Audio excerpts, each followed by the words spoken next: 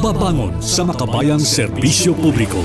Ugnayan ng Radyo Pilipinas World Service sa iba't ibang embahada ng Pilipinas upang maghatid ng impormasyon at kaalaman sa mga kalagayan ng ating mga kapwa Pinoy na naninirahan at nagtatrabaho sa iba't ibang panig ng mundo. Babangon sa makabayang serbisyo publiko para sa isang makabayang serbisyo publiko para sa overseas Filipino workers. Babangon sa makabayang serbisyo publiko kasama si Ray Sampang dito sa Radyo Pilipinas World Service.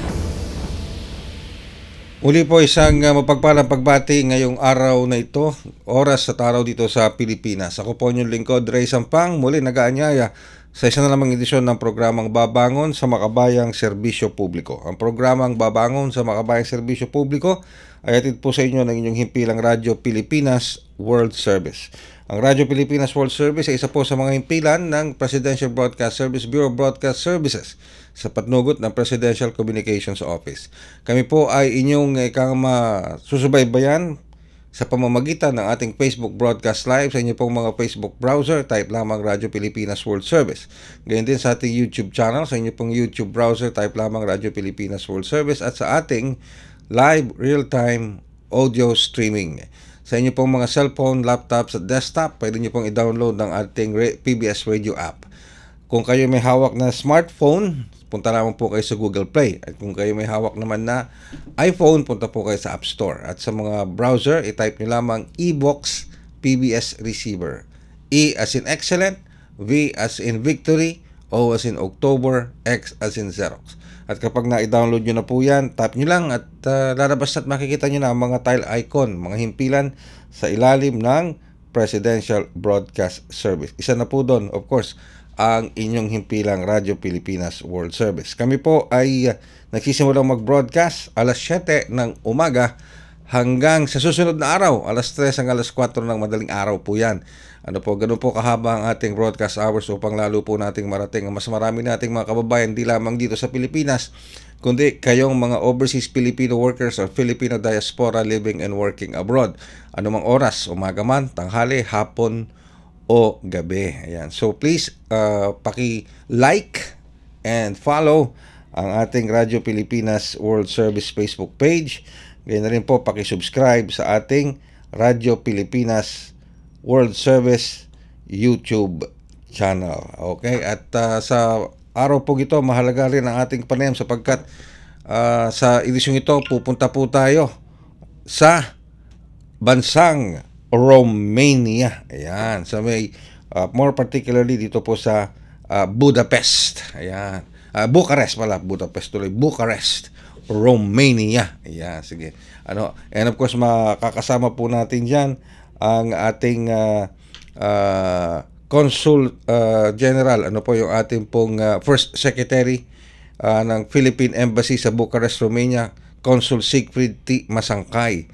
Pero bukod kay Consul Masangkay, ay may makakasama po tayong mga Filipino community leaders natin, particularly from the Filipino community in Romania. Walang iba kundi si Miss Florence Mabagos, siya po ang presidente ng the Filipino community in Romania, at si Mr. Rowan Reyes, ang former president din ng Filipino community in Romania. Ayan. So hindi ko na po kayo paghihintayin, hindi ko na po patatagalin itong ating usapan. Tayo po ngayon ay makikipagtalastasan at makikipagkamustahan dito po sa ating Philippine Embassy in Bucharest, Romania, kasama si Consul Siegfried T. Masangkay, ang ating First Secretary ng Philippine Embassy sa Bucharest, Romania. Magandang umaga po, Consul Masangkay. Si Ray Sampang po ito sa programang Babangon sa Makabayang Serbisyo Publiko. Magandang hapon po, Sir Ray.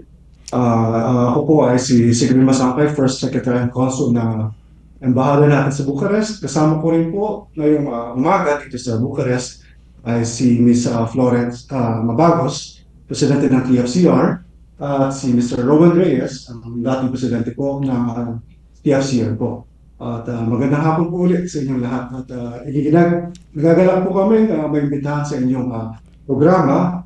At binabati ko po ang mga tagapakinig at taga-subaybay ng Babangon sa Makabayang Serbisyo Publiko ng Radyo Pilipinas. Magandang hapon din ulit sa inyo. Alright, magandang hapon din po sa inyo dyan, ang ating pong First Secretary Consul Siegfried T. Masangkay. Pero Consul Masangkay, dadakuin ko rin itong ating mga community leaders, Filipino community leaders. Unahin ko lang po si Miss Florence Mabagos. Miss Mabagos, magandang hapon po mula dito sa Pilipinas. Magandang hapon po dyan, sir, and magandang umaga po dito sa Romania. Ayan. And of course, eto po, maraming salamat po sa pagpapaunlak sa ating programa. Gayun rin, magandang hapon kay Mr. Rowan Reyes, former president ng TFCR. Magandang hapon, Ginoong Reyes. Magandang hapon po, Kare, at isang mapagpalang araw sa inyong lahat dyan at sa lahat ng mga tagapakinig. Okay, it's indeed a pleasure to have kayo pong lahat dito sa ating programa, sa programang Babangon sa Makabayang Serbisyo Publiko. And of course, ang ating pong first question for today would go to sa ating Consul Masangkay. Yes, sir. Consul Masangkay, matanong ko lang po, how would you describe yung relationship between the Philippine Embassy dyan po sa Bucharest, Romania, sa ating host country, which is in this case Romania po? Sir, magandang hapon po ulit. Bilateral relations between the Philippines and Romania is generally cordial, but could be broadened, especially in the commercial aspects, engagements, political, scientific, cultural, and sports cooperation po. And how long have we maintained itong bilateral diplomatic relations with Romania? The Philippines and Romania established diplomatic relations in February 1972. So this year we are celebrating the 53rd year of friendly ties between our two countries. So we opened the embassy here in Romania in 1975.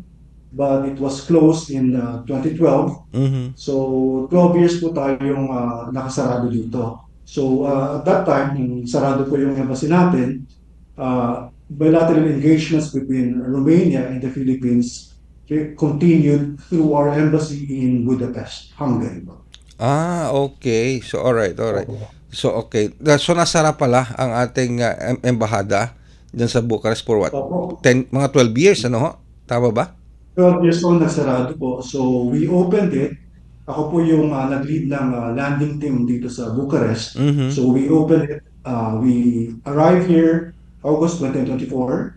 And 2 months after, we provided consular services. So October 2024, we started providing consular services. Yan po yung mandato sa atin ng DFA. Within 2 months, provide consular services, assistance to national services, to our kababayans in Romania, Bulgaria, and Moldova.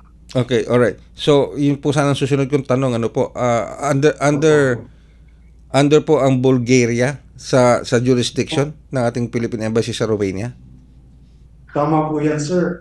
Bulgaria at Republic of Moldova po. So, magkakatabi lang po itong mga bansa. Ang Bulgaria po ay nasa south ng Romania. Siguro yung ang capital ay Sofia. That's around 5 hours away by car and 1 hour away or less by plane. Tapos yung Moldova din po, nasa eastern side ng Romania, malapit din po siya sa Romania. And what are the consular services currently being offered para sa ating mga kababayan dyan po sa Romania? Opo, we are offering full consular services to our kababayans here in Romania, including passport services, notarial services, civil registry, and also NBI clearance yung fingerprinting po. And we also provide other various consular services like legal capacity to conduct marriage, and so on and so forth po.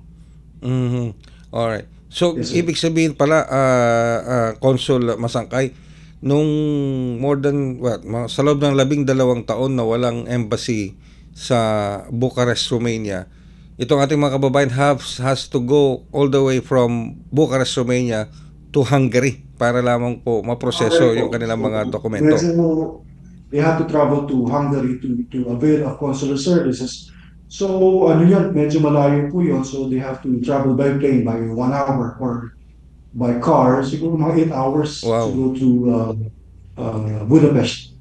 Wow. Mas lalo po yung sa kababayan natin sa Bulgaria, they will travel for a longer time to avail of consular services. Although po, in the past, our embassy in Budapest regularly conducts consular outreach programs siguro once or twice a year to Romania and to Bulgaria. Mhm, mhm. So may data po ba kayo, Consul Masangkay, kung ilan ang mga Filipinos nating living and working in Romania? Meron po sir, according to the official datos ng General Inspectorate for Immigration, there are around 3,400. That was census noong 2024.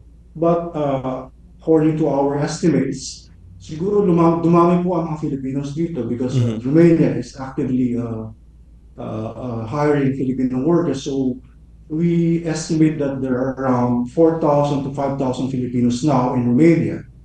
So we are going to conduct a mapping of Filipinos here soon so that we will have a better figures on the number of Filipinos here in Romania. Okay. So, Consul Masangkay, I'm just going to talk to our two Filipino community leaders. Ano po? Miss Mabagos, magandang hapon po muli. So, matanong ko lamang po, bilang presidente ng Filipino community in Romania, kamusta po ang pakikipag-ugnayan ninyo at ng Philippine Embassy natin? Magandang hapon po ulit, sir. Ang pakikipag-ugnayan po as a president po ng Filipino community here in Romania, pakikipag-ugnayan po namin sa mga Pilipino dito is through messenger din po, and also some are contacting me through my mobile phone. And also po sa mga ibang mga kababayan po din natin na may mga problema, to their friends din po na, kasi meron din po kaming page, the TFCR community. Doon din po sila nag-message as easy to contact po ang mga officers dito. May ilang taon na po kayo sa Romania? Matanong ko po. 16 years na po, sir. 16 years na? So, Yes. Anong taon pa ho kayo nagtungo dyan? Anong taon? Ano yun? 80s? 2009 po. 2009. I'm sorry, 2009. Okay, so since 2009 pa kayo dyan. So, ano po yun? May sarili na po kayong pamilya dyan? O nandito pa sa Pilipinas ang pamilya po ninyo? Wala po. Nandiyan po sa Pilipinas ang pamilya po. Okay. Matanong ko lang po, saan pong probinsya, lugar ninyo dito sa Pilipinas? Sa Pampanga po ako, sir. Ay, Kapampangan, Maya pa, gatpanapon po, Keko, sa inyo dyan. At, Mayroon po, sir. Balo ko po kasi Sampang. Opo. Sa Pampanga po, Florida Blanca, sir. Yeah, ako naman taga-Tarlac. Taga-Tarlac ako. Okay, sige. Anyway, so alright. Ano po ang pinagkakaabalahan niyo diyan? Anong work niyo diyan sa Romania? Ang work po dito is sa Brazilian Embassy po ako nag-work as a cook po. Okay. So 14 years na po ako dun nag-work sa Brazilian Embassy. Before po coming in here, 2 years po I became a nanny, and then po nag-apply po ako sa Brazilian Embassy, and then natanggap po.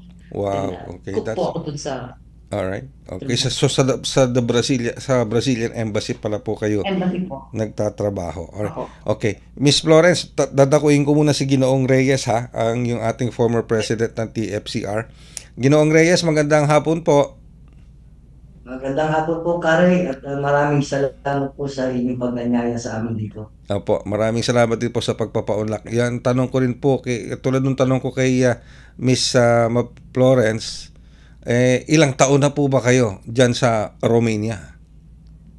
Po, Kare, ako at saka ang aking may bahay po ay halos kapareho ni Florence na maglalabing-6 na taon na po rito. So kasama nyo ang inyong misis, ang inyong may bahay? Ay kasama ko po. Ibig sabihin, dyan na po ba kayo nakapagsimula ng pamilya o kasama nyo siyang nag-migrate sa Romania? Magkasama po kami nagtungo rito sa Romania noong 2010. Nagtrabaho sa isang family. And hanggang sa tumagal ang panahon, kami po ay nalipat sa iba't ibang hanay ng pagtatrabaho. Okay. Isa ngayon po ba, matanong ko lamang po, Ginoong Reyes, ano po ba pinagkakaabalahan nyo ngayon sa Romania? Ako po sa ngayon ay nagtatrabaho po sa isang manpower agency po dito sa Hmm, Romania. okay. Sige. Opo. Taga saan po kayo dito sa Pilipinas? Ako ay tubong Calapan, Oriental Mindoro. Mindoro, Calapan, Oriental Opo. Mindoro. Okay. Sige po. Nga pala, speaking of Mindoro, so nakamusta nyo naman po yung inyong mga kababayan sa Mindoro dahil ilang beses din po silang dinaanan ng bagyo. Opo, at awa ng Diyos naman po ay maayos naman po ang kanilang kalagayan doon. Although talagang binabaha na kami ngayon. Opo, opo, opo. Okay. Anyway, alright. Babalikan ko lang po, Miss Florence Gilong Reyes, ang ating consul, si Consul Masangkay. Consul Masangkay, so nabanggit nyo kanina mahigit sa 4,000 ang Filipinos na living and working sa Romania. Opo, sir. Opo. Ano po dun sa mahigit na 4,000 na yun? Ano po ang mga trabahong kanilang kinaaniban? Sila ba'y technical workers, blue collar, white collar, o highly skilled professionals?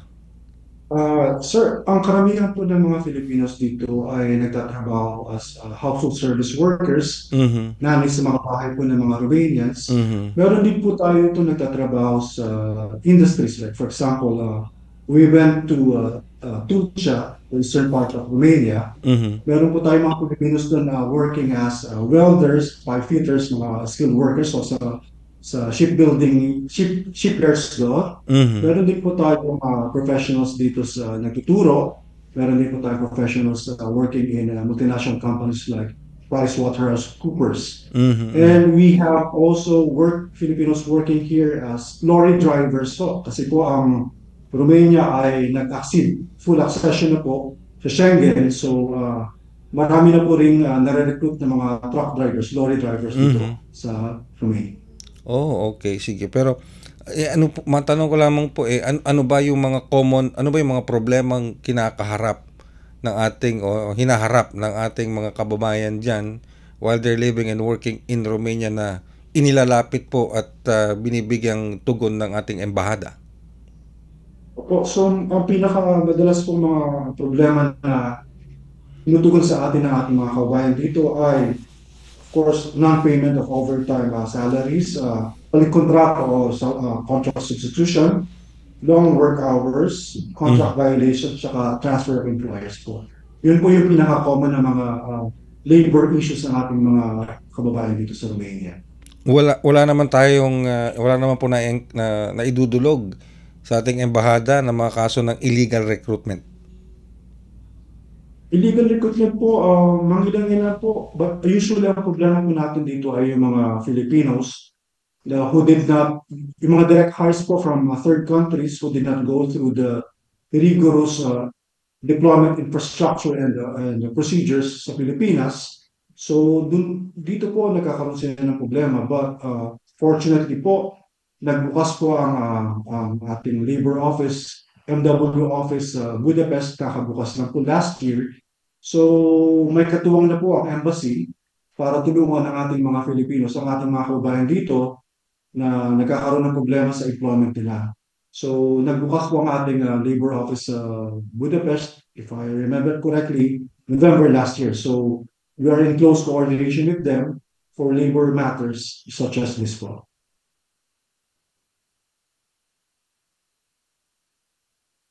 Yes, sir. Wala pong audio, sir. Okay, so sa kasalukuyan po, Consul Masangkay, meron tayong mga ginagawang mga community outreach programs para sa ating mga Filipino communities all over Romania? Yes po, isa po sa mga ginagawa ng ating embahada, lalo na po si Ambassador Servigon, ay lagi po siya nagkakaroon ng interface with the Filipino community here in Romania. Tapos po ay galing po kami pala sa Bulgaria last week kasi po nagkaroon ng presentation pa siya si Ambassador Servigon, and we had the opportunity to interface with the Filipino community in Bulgaria. Maliit lang po sila doon, but we made time to reach out to them and also get their kausapin sila kung ano yung mga issues na kinakaharap nila para matugunan natin ito. At regularly po, the embassy can be reached easily through our Facebook page. At also may hotline number kami para sa mga emergencies, lalo na para sa Filipinos in distress. At we are easily reachable po. Ayun. Okay. So, Yes, sir. balikan ko lang po itong ating dalawang Filipino community leaders. Ano po? Miss Florence, so 13 na taong walang embahada sa Romania. So, ano po ang naging experience niyo? Ano po ang naging pakiramdam ng isang Pilipino na sa loob ng 13 taon wala tayong embahada diyan? Actually po, hindi naman po ganun kabigat na nawalan po ng embahada. Though, suportado naman po kami ng Philippine Embassy in Hungary po. So every time po na pagka meron po kaming may problema po or lalo na po sa mga documents po ng mga kabayan natin, we easily reaching out po na sa ang mga staff po ng Philippine Embassy sa Hungary po. Ay, ano po ang mga usually na problema na encounter ng ating mga kababayan, lalo na ang mga miyembro po ng the Filipino community in Romania? Ang problema po is pag-aabuso po ng mga employer sa ating po mga kabayan. And as a community leader po, on that time po kasi si Mr. Reyes po, Kuya Rowan Reyes po ang presidente on that time, and I am the PRO. Kami po yung nagre-rescue sa mga kabayan natin. Wow. Na nag-need ng help, lalo na po pagka talagang inaabuso na siya ng amo. Alright. And then pagkatapos po nun, i-email po kami sa Philippine Embassy ng Hungary, and then sila po yung magbibigay sa amin ng help para po dun sa mga employer po dito na nang-aabuso po ng kabayan natin. Alright. Ginoong Rowan Reyes, so bilang ikang former president ng TFCR, at sabi nga ni Miss Florence, isa kayo sa mga nagpupunta at tumutulong sa ating mga kababayan na nagkakaroon ng problema. So, madalas ba niyong ginagawa ito? Hanggang ngayon ba ginagawa niyo pa rin ito? Maski na kayo ay former president ng TFCR sa ngayon? Ayun, kare yun po. May mga pagkakataon na talagang bilang isang Pilipino ay kapag ang iyong kabayan ay umiiyak o may idinudulog na problema, ay hindi mo maiwasang magbigay ng simpatya sa kanya at usisain kung ano ba talaga yung kanyang tunay na kinalalagyan at balansehin ang lahat ng bagay. So definitely po, sa mga ganitong pagkakataon, talaga pong miski this oras ng gabi, ay pinupuntahan namin sila. Wow. Opo, at nung mga panahon yun na wala tayong embahada rito, ay bago po kami kumilos, ay kami po ay nag-aanunsyo sa ating embahada sa Hungary for some information and details. Alright. So gano'n naman kabilis ang tugon ng ating embahada sa Hungary, kasi walang embahada noon sa Budapest, sa Bucharest. So sa Hungary po kayo nagbibigay ng paunawa. Gano'n naman kabilis ang ating embahada sa Hungary na tumugon sa inyo? Ano po, Kare, immediate po yan kasi we are communicating via WhatsApp and Messenger. Sa ngayon po, ngayon nandiyan na ang ating embahada, Philippine Embassy sa Bucharest, Romania. Ganon din po ba ang kanilang sistema? Ganon din po ba kabilis ang kanilang pagtugon sa inyong mga concerns? Ngayon po, Kare, malaki yung pagbabago kasi definitely nung nagkaroon tayo ng embahada rito, nawala na rin yung mga abuses at naging aware yung mga employer na meron ng kakampi ang mga Pilipino ito. Wow. Okay, nabanggit nyo yan. Na simula nung dumating na yung na-establish ulit ang ating embahada sa Bucharest, nabanggit nyo is malaking pagbabago, malaking pagkabawas sa anumang mga paglabag sa karapatan ng ating mga manggagawang Pilipino dyan, o OFWs. Ano ba yung ibig sabihin, ano bang naging feeling ninyo nung sa loob ng 13 taon walang embahada Kasi sabi ni Miss Florence kanina, parang hindi naman masyado ganun ang epekto nung pagkawala ng embahada for 12 to 13 years dahil nagpupunta tayo sa Hungary. Pero bilang isang Pilipino, nung wala yung presensya ng embahada natin sa Bucharest, how did that make you feel? Honestly po, ang pakiramdam po namin nun, para kaming mga anak na walang magulang. So, in case of some urgent situation na kailangan yung iyong magulang inararayan sa iyong tabi, hindi po possible ng araw. But still, ang pakiramdam pa rin po namin during that time ay secure dahil meron kami direct communication sa ating embahada po sa Budapest. Oo, kasi nung nakapanayam namin ni Step ang ating Philippine Embassy sa Hungary, last week lang nakapanayam natin ang ating Philippine Embassy sa Hungary. Tama ba, Step? Hungary? O nung mga nakalipas na araw, ayan. Ganun din naman ang sitwasyon doon na masidhirin na naglilingkod yung ating embahada sa Hungary sa ating mga kababayan doon. Balikan ko lang po si Consul Masangkay. So Consul Masangkay, yung kinalalagyan natin ngayon ng embahada sa Bucharest, Romania, permanente na po yan, permanent. This is the permanent po, although this is leased property po. This is conveniently located dito po sa bagong business center ng Romania. This is easily accessible by bus, by subway, and by car as well. Lapit po siya. Sa ngayon po ba, wala tayong mga, well of course, ang bawat embahada meron tayong migrant workers officer at meron tayong assistance to national. Nandiyan pa rin po yung mga serbisyo na yan. Ang ating pong migrant workers office po ay nasa Budapest, but we are actively trying to convince the MWO to deploy migrant workers office, labor office here in Bucharest because of a growing number of Filipinos here.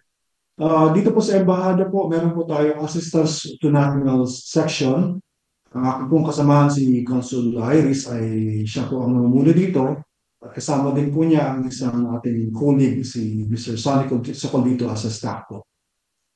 Okay, sige po. So, pero ang simula po nung nag-resume ang operations natin dyan sa Romania, wala pa ho tayong na-repatriate na kababayan natin na biktima ng illegal recruitment o ng pang-aabuso ng kanilang employer. Last year or early this year, we processed the request for repatriation of one Filipina, and I think it was a case of a labor dispute with her employer po. But illegal recruitment, hindi po siya illegal recruitment case po. Alright. Pero may mga nag-a-apply po ba na dual citizenship ng mga Pilipino dyan sa Romania? Pero po, mangilan-ngilan po yung naging Filipino citizens na naging Romanian na rin po.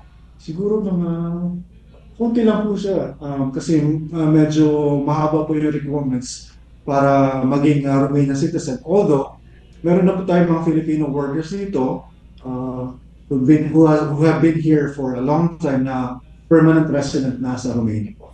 Ayun, okay. Pero siguro huling katanungan ko lang kay Consul Masangkay. Yung nakarating na po ba sa Bucharest, Romania ang yung serbisyo caravan ng DMW at ng OWA? I think it was in October, early October po. This month. Labor office po sa Budapest ay pumunta po sa Romania to extend their services and also to interface with the Filipino community here. And I think it will be a regular thing according to our coordination with them. It will be a regular visit. Next year, mas madalas po yung visit nila, not only in Romania but also in Bulgaria. Dumadami po ang Filipinos din sa Bulgaria. Okay. Balikan ko lang po itong ating mga Filipino community, Consul Masangkay.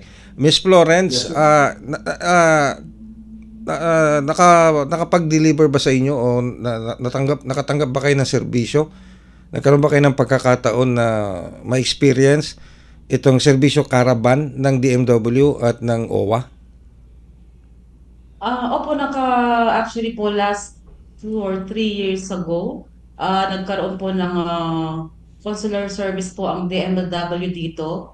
Kasama po ang SSS, ang Pag-ibig, and then nagkaroon din po sila ng project yung sa IT courses po.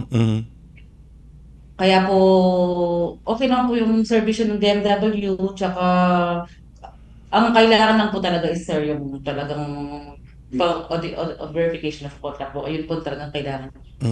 Alright. Pero nagkaroon po talagang service dito sa ang DMW po. Okay. Miss Florence, bilang kasalukuyang presidente ng TFCR, ilan po ang mga miyembro ninyo as of now? 3,000 plus po yung naka-register po sa community page po namin. At ano po ba Miss Florence sa tingin yung kinakailangan ng ating mga kababayan na assistance o tulong o anumang ma-extend na tulong ng Philippine government through our Philippine Embassy sa Bucharest para sa ating mga kababayan Pilipino dyan sa Romania? Unang-una po, yun nga po yung about sa kontrata po nila. Yun po ang una-una nating dinudulog po sa embahada.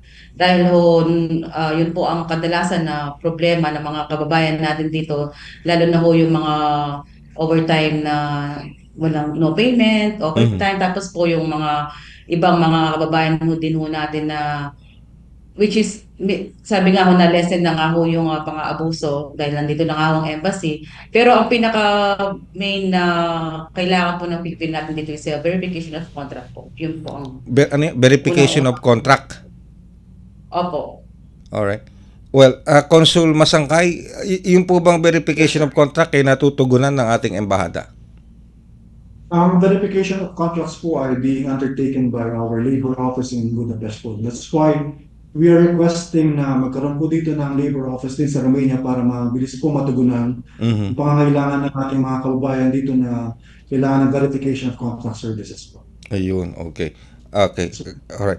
Dadakuin ko lang po si Ginoong Reyes. Ginoong Reyes, so sa tagal-tagal po ng panahon ninyo na pamamalag kasama ng inyong may bahay, hindi ba kayo nagdadalawang isip do sa inyong desisyon at di ba kayo nagdadalawang isip na umuwi dito sa Pilipinas? Sa totoo lamang po, Kari, ay sa loob ng 6 na taon na nakakalipas, pamula nung ako ay huling umuwi dyan sa atin, at namimiss ko na rin nga yung aking ama't ina diyan. Although yung aking pong mga anak ay narito na rin, okay. Gusto ko pa rin makarating dyan sa atin, makauwi. Kung tatanungin po kayo, Ginoong Rowen, bilang former president ng TFCR, at tulad nga rin nung nabanggit ni Miss Florence kanina, no, tumutulong talaga kayo. Lalo na nung wala pa nung mga panahon na wala yung embahada natin dyan, tinutulungan ninyo yung ating mga kababayan na nanghihingi ng assistance. Matanong ko lamang po, gagawin nyo ba ulit yan?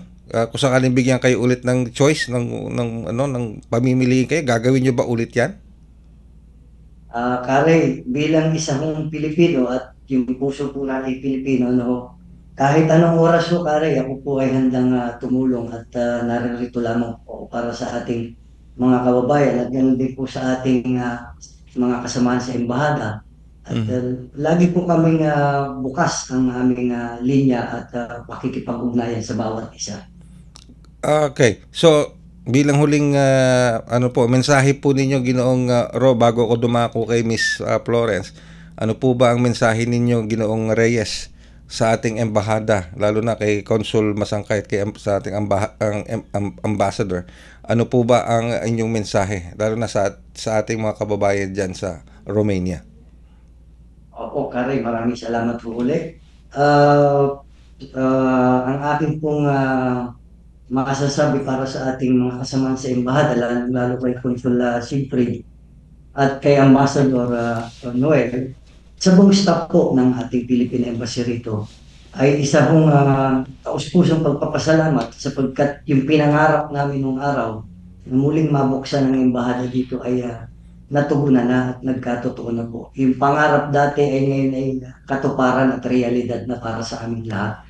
At ito po ay malaking bagay sapagkat yung dating pakiramdam ng mga kababayan sila ay parang isang anak na nalulungkot at malayo ang magulang. Ngayon po ay sila ay at least secure na ang feeling.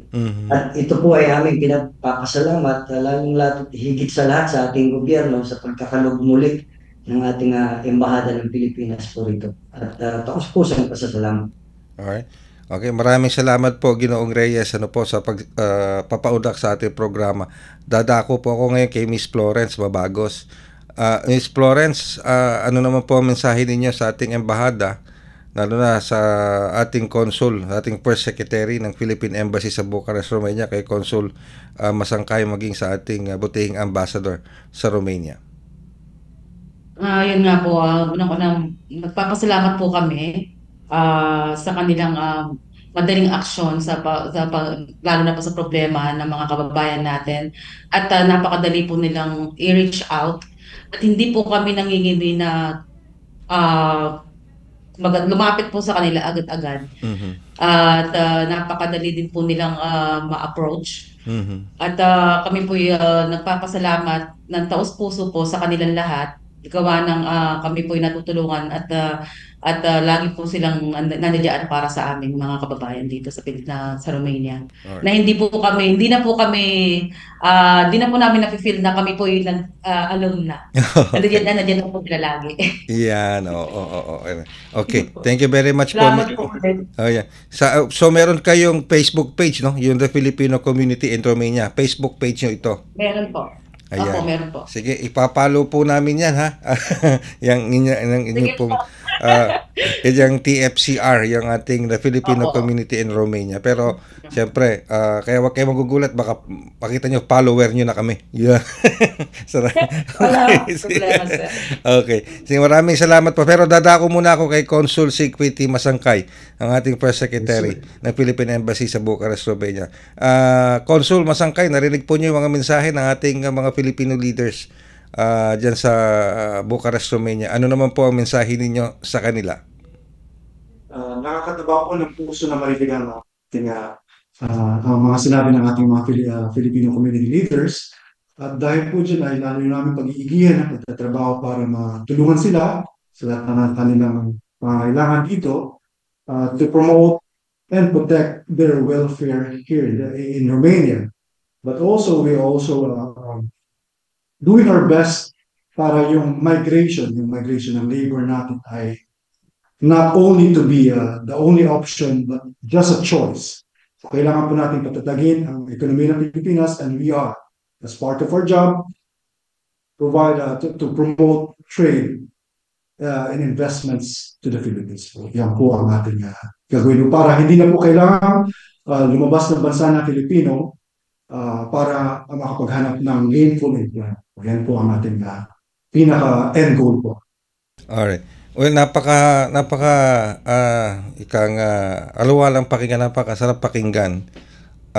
Ito pong mga pahayag ng ating mga Filipino community leaders sa Romania. And of course, ang pahayag ng ating Philippine Embassy sa Bucharest, Romania. Dahil dito, mapapatunayan po natin yung talagang serbisyo na inihahatid ng ating embahada sa Bucharest, Romania, dahil mismo ang ating mga Filipino community leaders ang nagsasabi na malaking bagay ang tulong na naibibigay ng ating embahada, ng ating pasuguan.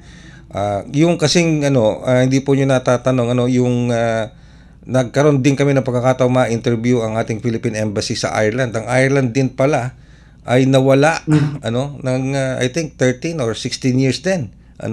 Kaya nung nakabalik din sila, tuwan-tuwa rin yung ating mga Filipino community doon sa Ireland. Parang kung ano yung sinasabi ni Miss Mabagos at ni Ginoong Reyes is almost the same. Parang yung tahanan, nawalan sila ng tahanan. Pero nung bumalik na yung ating embahada, bumalik na rin yung pagkakakilanlan nila bilang Pilipino dyan sa host country natin. Kaya maraming salamat sa ating Philippine government, sa DFA, na naibalik na ulit itong tahanan ng ating mga Pilipino na nagtatrabaho at naninirahan dyan po sa Romania. Thank you very much po, Consul Sigpiti Masangkay, sa oras po na ipinagkaloob nyo sa amin. And best regards po sa ating ambassador sa Bucharest, Romania. Maraming salamat din po, sir, sa lahat ng kasama po natin dyan sa Radyo Pilipinas. I would like to take this opportunity to greet our kababayans there. 64 days before Christmas. Yes. Nalagay ang Pasko po in advance. Oo nga pala. Wikang Romanian ho. Sige. Crăciun fericit. Pakiulit po, paano po sa wikang Romanian? Sa wikang Romanian, Crăciun fericit. Crăciun fericit. Okay. Sige po. So, salamat. Opo. And Miss Florence Mabagos, salamat po sa oras na pinagkaloob niyo sa amin. Maraming salamat din po sa paundak po ninyo na makakapanayan po kami dito sa Romania. Tulad na sinabi. And Crăciun fericit din po yan, man. Okay, sige. So, teka, bago ako magpaalam pala, Miss Florence at Ginoong Reyes, paano ba sineselebrate ng mga Pilipino sa Romania ang Pasko? Ang TFCR po ay nagkaroon po ng Christmas party po every second Sunday po ng December. So kami pong lahat ng mga Filipino ay nagdidimong po ng early Christmas po sa dito po sa Romania. Siyempre, kasama nyo ang ating Philippine Embassy, officials and staff. Of course po. Yan. Opo, syempre po. Yan. Lagi po sila nandoon na most especially po si Sir Bigon po. Yun, sige. They are all invited po, the Philippine Embassy staff po. Okay. Okay, Ginoong Reyes, maraming salamat po sa papaunlak sa ating programa. Maraming salamat po, Kari, at gayon din po sa inyo sa lahat po ng staff ng Radyo Pilipinas. At mabuhay po kayong lahat dyan at maligayang Pasko po sa inyong lahat in advance. Thank you po. At Miss Flores, tulad ng nabanggit ko kanina, tututukan namin ang inyong Facebook page, yung The Filipino Community in Romania, TFCR Facebook page, at ipapollow namin at sana i-follow nyo na rin kami sa Radyo Pilipinas World Service. Ha? Yan, sige. Ayan. Alright. Salamat po ulit. Yan, sige, para nakikita namin yung mga activities ninyo. Kasi kami, nakatutok na rin kami ngayon sa Facebook page ng ating Philippine Embassy sa Romania, maging sa kanilang website. So maraming salamat po, Consul Siegfried T. Masangkay. Maraming salamat po kay Miss Flores Mabagos, ang ating President ng Filipino Community in Romania, at si Mr. Rowan Reyes, ang former President din ng the Filipino Community in Romania. Napakagaang pakinggan nung talastasan natin with our Philippine Embassy in Romania at sa ating mga Filipino community leaders. Dahil dito makikita natin yung magandang ugnayan sa pagitan ng Filipino community at ng pasuguan natin sa Romania.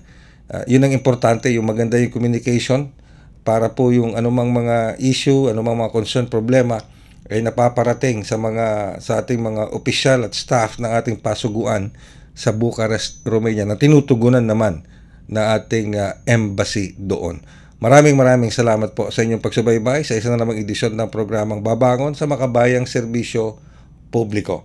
Ako po inyong lingkod, Ray Sampang. Hanggang sa susunod na edisyon ng programang ito, maraming salamat po at mabuhay ang Pilipino saan mang dako ng mundo. Babangon sa Makabayang Serbisyo Publiko. Ugnayan ng Radyo Pilipinas World Service sa iba't ibang embahada ng Pilipinas upang maghatid ng impormasyon at kaalaman sa mga kalagayan ng ating mga kapwa Pinoy na naninirahan at nagtatrabaho sa iba't ibang panig ng mundo. Babangon sa Makabayang Serbisyo Publiko para sa isang Makabayang Serbisyo Publiko para sa overseas Filipino workers. Babangon sa Makabayang Serbisyo Publiko kasama si Ray Sampang dito sa Radyo Pilipinas World Service.